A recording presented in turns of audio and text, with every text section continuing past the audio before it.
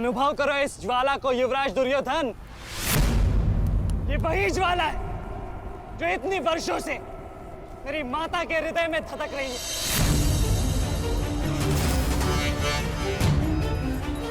छोटा था मैं बहुत, पर मेरा रोम रोम जल उठता था ये सुनकर कि मेरी माता के साथ क्या हुआ। सोचो मेरे माता पिता और मेरे काकाओं पर क्या बीती होगी जब उन्होंने वह दृश्य देखा। मेरे माता पर क्या बीती होगी जब सहस्त्रों आंखें उनके वस्त्रहीन होते शरीर पर पड़ रही थी। आज मैं आपको उस अपमान का अनुभव कराऊंगा। आपकी पूरी सेना और महारथियों के समक्ष आपका वस्त्र हरण करूंगा और कोई कुछ नहीं कर पाएगा।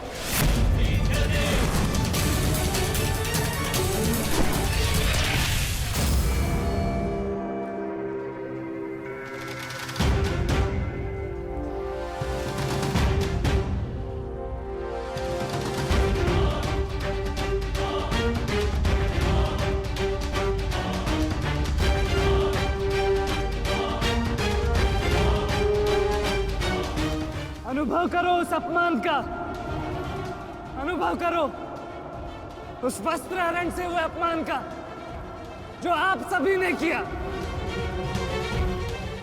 नदी जब सीमा तोड़ती है तो बाढ़ आती है। आज आपकी पाप की धारा की बाढ़ में आप स्वयं बह जाएंगे काकाश्री।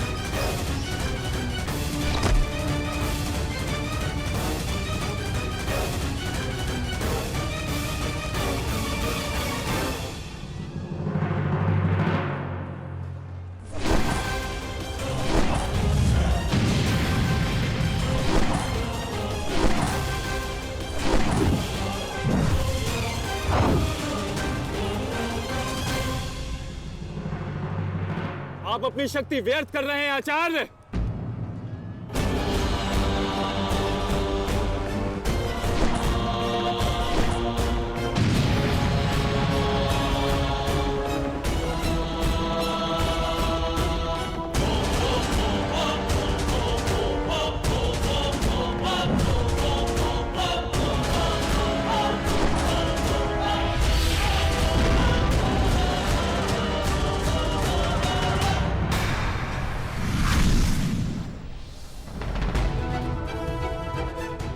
दुर्योधन को मेरी सहायता की आवश्यकता है।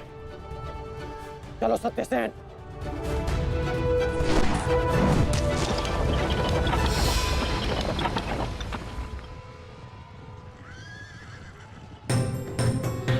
कहां चले अंगराज? मैं जानता हूं कि तुम्हारे मित्र पे आए संकट का संदेश तुम्हें मिल चुका है,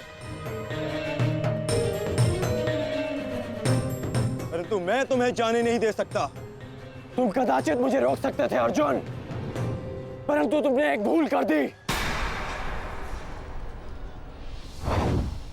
तुम अपने रथ पर नहीं हो अर्जुन। हाँ, वासुदेव तुम्हारे सारथी हैं, परंतु महाबली हनुमान का आशीर्वाद तुम्हारे रथ पर नहीं।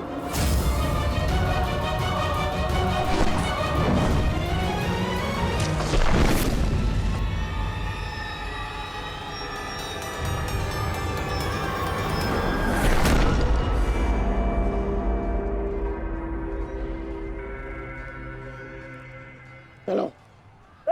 मैं अभी भी पराजित नहीं हुआ हूं कर्ण। तुम इस प्रकार द्रोण छोड़कर नहीं जा सकते।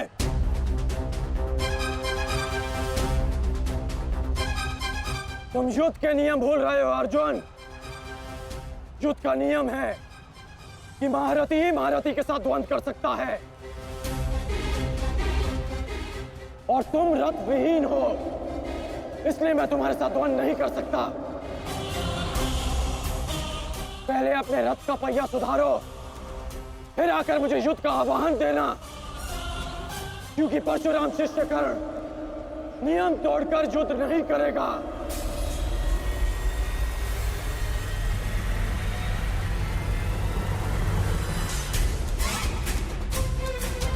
चलो सत्यसेन।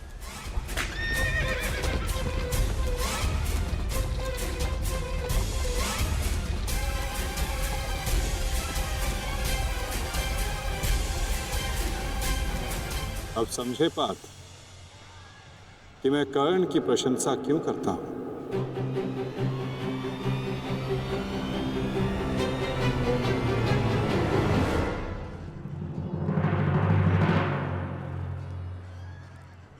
मानता हूं कि आपका वध करना काकाश्री की प्रतिज्ञा थी। उनकी प्रतिज्ञा को भंग करने का दंड मैं सह लूंगा, परंतु आज अपनी माता के अपमान का दंड मैं आपको अवश्य दूंगा।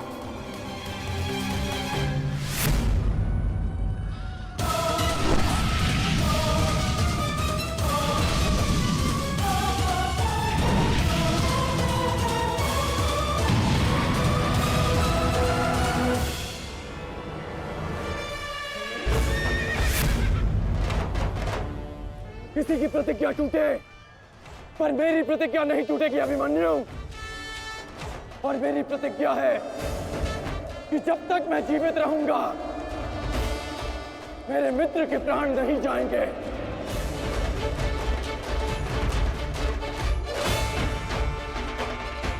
यदि जीवित रहना चाहते हो तो पीछे हट जाओ अभिमन्यु।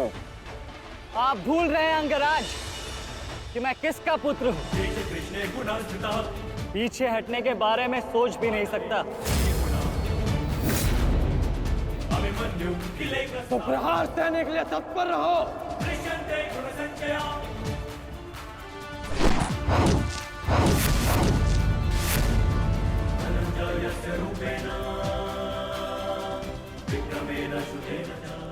ये मेरे लिए पर्याप्त नहीं अंगराज।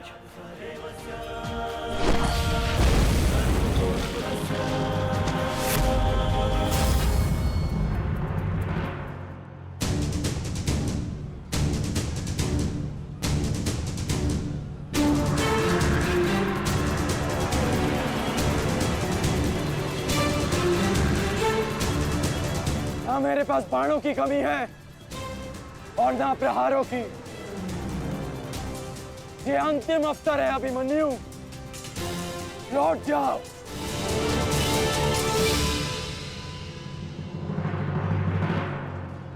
तो मेरे तुनीर में भी उत्तर प्रस्तुत है अंगराज।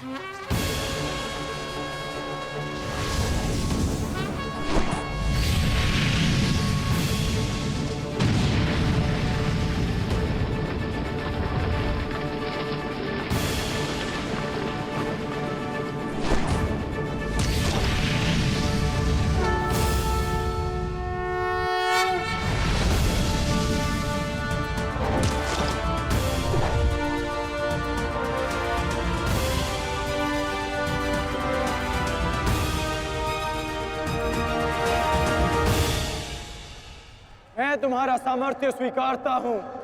तुम्हें कुशल योद्धा हो अभिमन्यु, किंतु कुशल होने के साथ साथ बुद्धिमान होना भी आवश्यक है। लौट जाओ।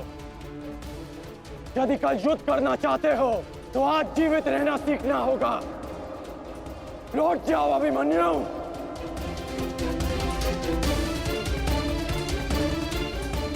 एक योद्धा के लिए आज या कल नहीं होता अंगराज।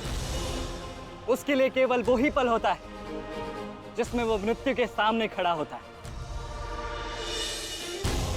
एक वीर योद्धा से सुना था मैं, हे मृत्यु, तैयार यदि तू आने को, प्रसन्न मुखा।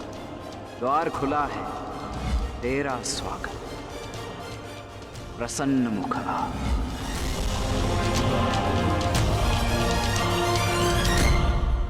मुझे रोकने का आप केवल एक ही अस्त्र है आपके पास। ये आपको मेरा वध करना होगा। तो लीजिए अंगराज, अपने पुत्र के मृत्यु का प्रतिशोध लीजिए। आपके समक्ष आज वो योद्धा खड़ा है जिसके पिता ने आपके पुत्र का वध किया था। प्रतिकार कीजिए अंगराज, रुके क्यों है? क्योंकि जो पीड़ा मैंने सही, मैं नहीं चाहता कि वो पीड़ा मेरा शत्रु भी सहे। कृष्ण ने अपना विकल्प स्वयं चुना था। वो रणभूमि छोड़कर जा सकता था, परंतु उसने मृत्यु चुनी। गर्व है मुझे तुम जैसे युवा योद्धाओं पर, जो अपना कर्तव्य पूर्ण करने के लिए सदैव तत्पर रहते हैं। मैं जानता हूं कि तुम पीछे नहीं हटने वाले अभिमन्यु, परंतु मुझे भी अपना कर्तव्य पूर्ण करना है।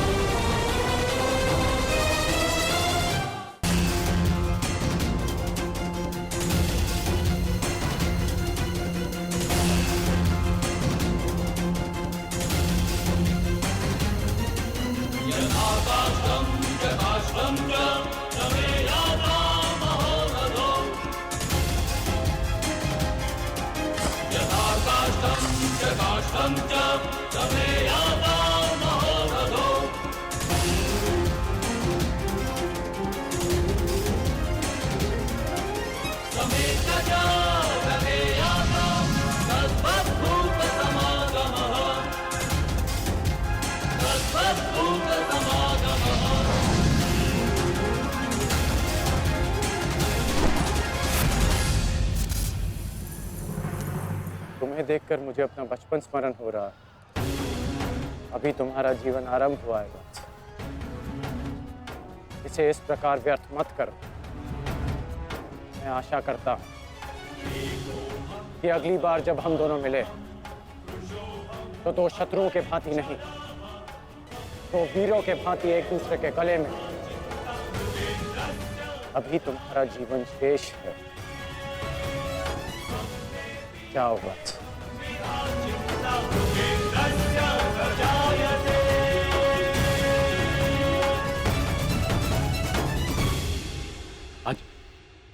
आज कौरवों की विजय हुई है गांधारी।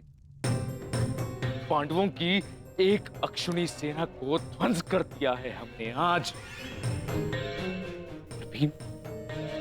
भीम हमारे एक भी पुत्र को क्षति नहीं पहुंचा पाया, एक भी।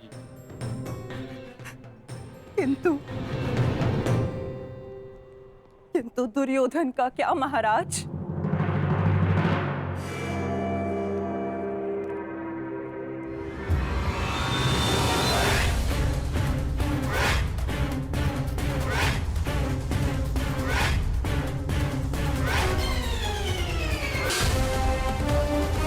मित्र,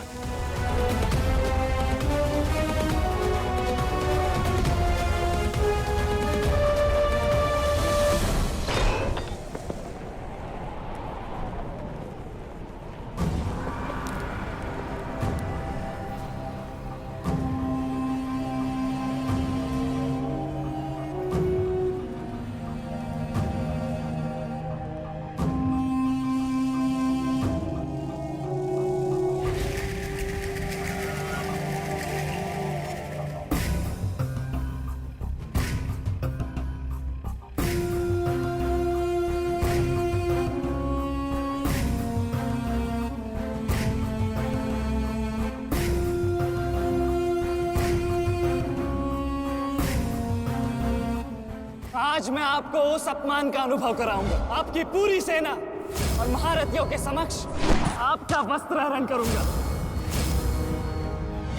परंतु आज अपनी माता के अपमान का दंड मैं आपको अवश्य दूंगा।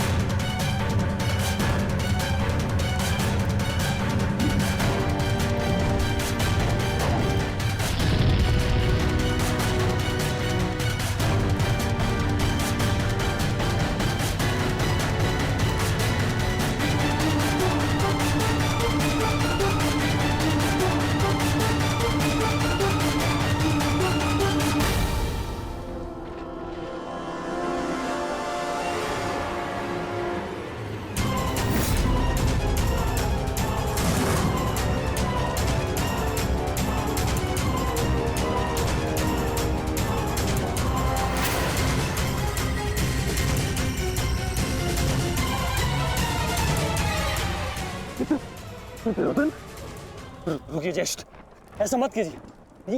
ये क्या कर रहे हैं आप? दुर्योधन, दुर्योधन, ये सब कुछ क्या है? आज के इस युद्ध में हमें विजय मिली है, फिर ये सब कुछ क्यों कर रहे हो तुम? ऐसी विजय जो अपमान की थाली में सजा कर मिले, ऐसी विजय से श्रेयस्कर है कि मृत्यु को पालूं। नहीं। मेरे जीवन में कभी मेरा इतना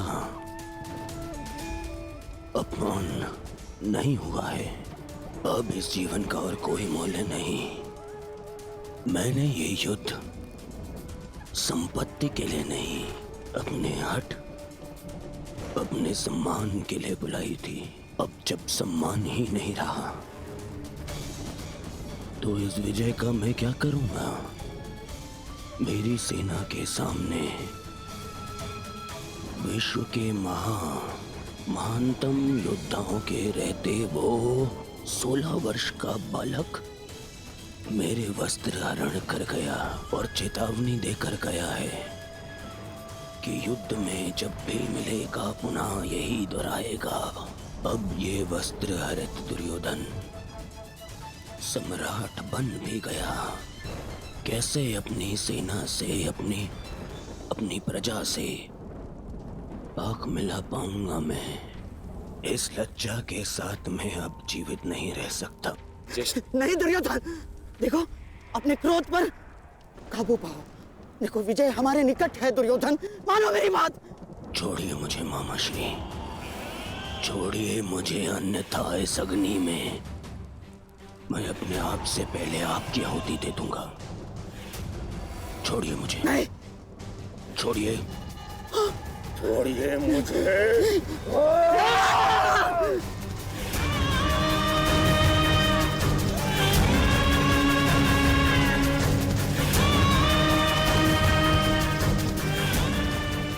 नहीं, नहीं दुर्योधन, देख क्या रहे हो मूर्खों? कोई रोको इस अनर्थ को।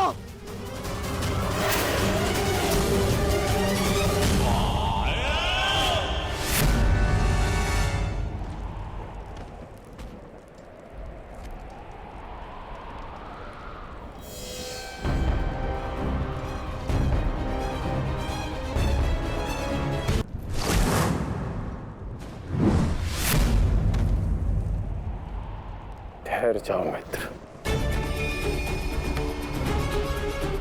नहीं, अब नहीं।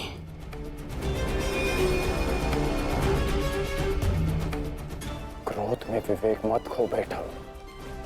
जो अपना सम्मान खो चुका हो उसके पास खोने को और क्या शेष है? ले लेने देते उस अभिमन्यु को मेरे प्राण, वीर गति तो मिलती। सारी सेना के सामने मेरा वस्त्र हरण कर गया वो बालक जिन पांडवों का सर कटा हुआ देखना चाहता था, उन्हीं का बालक मेरा सर झुका गया। संसार के सारे योद्धा देखते रह गए और वो बालक मुझे अपने बाणों के चक्र में फंसा गया। मैं ये अपमान सहन नहीं कर सकता।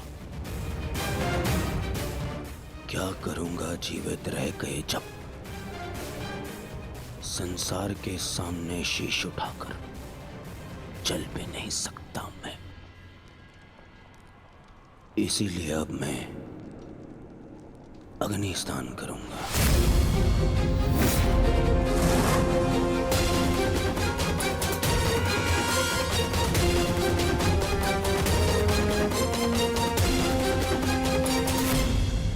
जो अग्नि यहाँ जल रही है, उससे कहीं अधिक अग्नि तुम्हारे पिता के हृदय में जल रही है। क्या तुम अपने 5 भाइयों का बलिदान व्यर्थ जाने दोगे? क्या अपने पिता को दिया वचन भुला दोगे तुम? अपने चारों ओर देखो मित्र, क्या ये सब व्यर्थी अपने प्राणों के साथ खेल रहे हैं? जो वीर गति को प्राप्त हुए हैं, क्या उनका बलिदान व्यर्थ जाने दोगे तुम? तुम्हारे अनुज, तुम्हारे मामाश्री, तुम्हारे गुरुदेव, ये सब तुम्हारे सम्मान, तुम्हारे अधिकार के लिए लड़ रहे हैं, और तुम अपने कर्तव्य से मुंह मोड़ना चाहते हो। पूछो अपने सैनिकों से कि आज जो युद्ध में हुआ, कि क्या वो उससे लज्जित हैं, या वो कल युद्ध में उसका प्रतिशोध लेंगे? बोलो सैनिकों!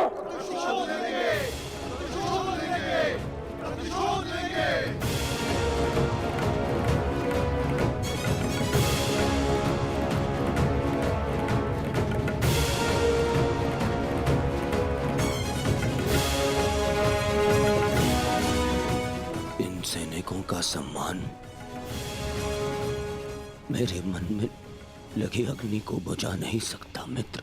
मैं तुम्हारे लिए सदैव प्रस्तुत हूं मित्र। आदेश